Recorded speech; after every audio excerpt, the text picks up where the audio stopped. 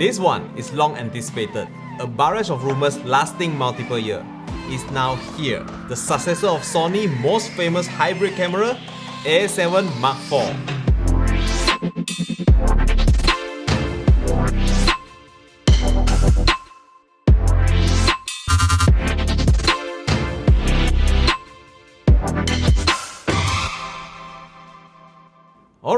Alright, you are dying to know the real spec and not some rumors, right? If you haven't found out from elsewhere already, let me go through it real quickly. 33 megapixels, 15 SAW of dynamic range, and this is big, same image processor in S3 and A1, Bions XR. I only know it means fast. The flip out screen, and the same new touchable menu system in S3 and A1, bird eye autofocus that you only found on the flagship A1. 4K, yes. 10-bit, yes. 422, yes. 60p, yes. But hold your fire. 4K 60p is Super 35 mode only. 7K Super Sample to 4K up to 30p is of course full frame. S-Log 3, yes. Full HD 120p, yes. Anything more? Oh yeah. Full size HDMI and S-Cinetune, yes. So there you go, basically all the spec we care about. But now let's dig right into what new about this body. Sony being Sony, things are never as simple as it seems, right? What are the actual improvements from the A7 III? Of course, the body. Now this A7 IV body, I would say it's 100% same as the A7S III, but in fact it's not. They make some improvement over the S3. The mode dial is now separated to the two sections, the conventional exposure mode, then photo, video, S&Q.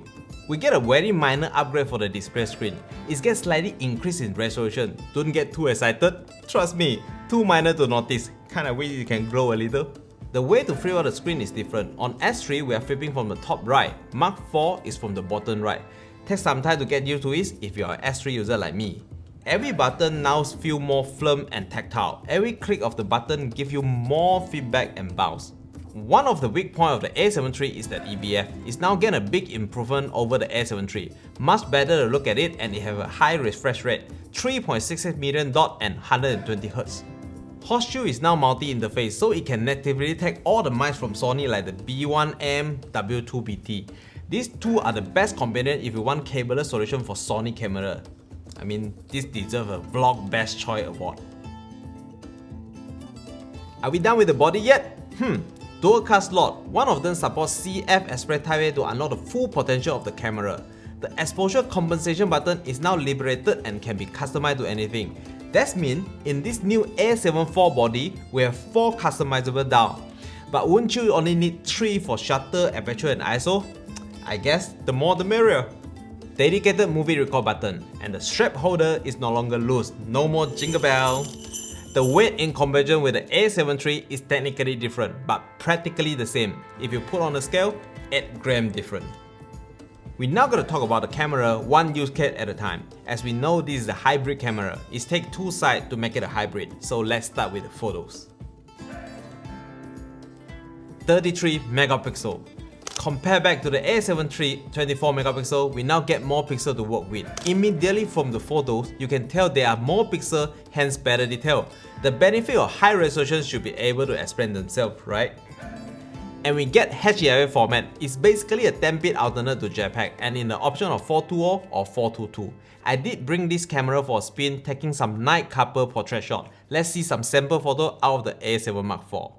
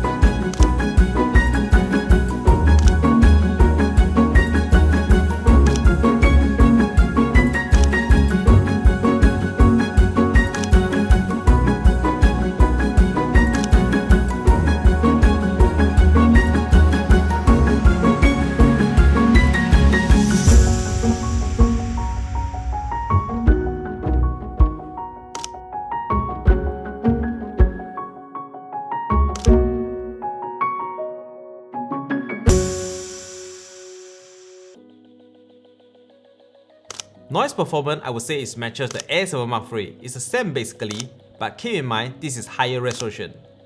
In-body stabilization is getting better too. When I picked up the A7 IV for the first time, I can feel an improvement in stabilization. I went back and checked the official data. Yes, A7 III 5 stop, A7 IV 5.5 stop. Continuous shot basically is endless up to 1000 photo if you are shooting RAW only or RAW plus JPEG Lite, but only if you are using a CF X-Ray Type A, not even a UHH-2 SD card could help you there. Autofocus of the camera is factory level. This is me stealing a kit buy and riding it right into Z. Mechanical shutter full blast with a 50mm 1.2 G Master. Alright, you are now watching A7 Mark IV footage. Previously was the S3 shooting me at the same setting, 4K 24p, S-Log3, 10-bit 422. I bet it's sharper now.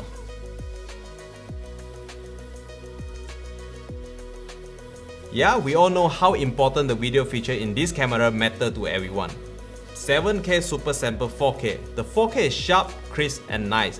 4K 60p is available in Super 35, otherwise known as APS-C. This might turn some people away, but at least it's an option, and it's still 10-bit 422.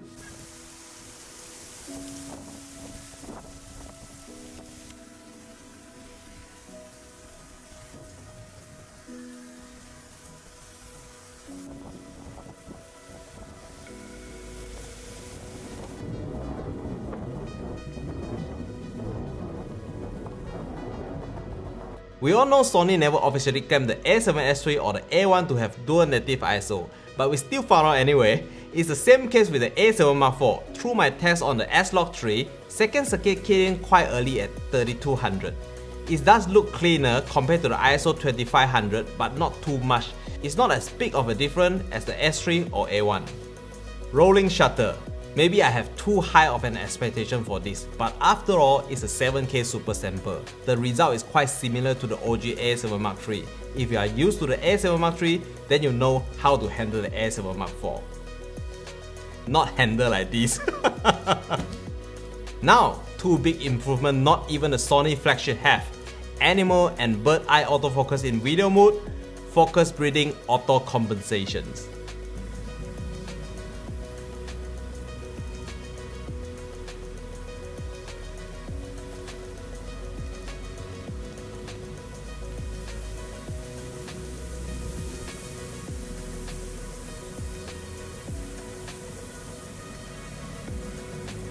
There are too many improvements in this camera to list out one by one, but here are some honorable mentions. Wet streaming capability. It can output up to 4K 15p or 1080 60p for live streaming. Soft skin effect, something for TikToker and Instagrammer. And gyro metadata to use on catering browse for the extreme gimbal light stabilizations.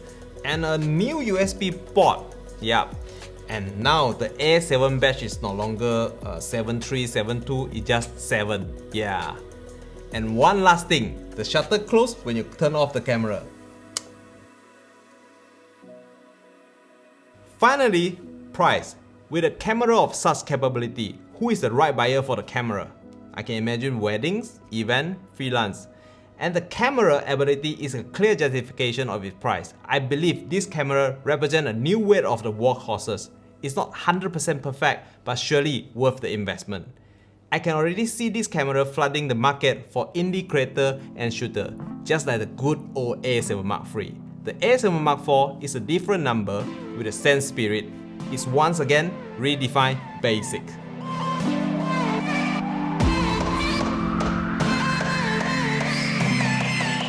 Big like if you love to see more videos just like this. Subscribe is the biggest support I can ask for. Comment are welcome. I'm Jayz. See you in the next video. It's Mark IV. Mark III for sale!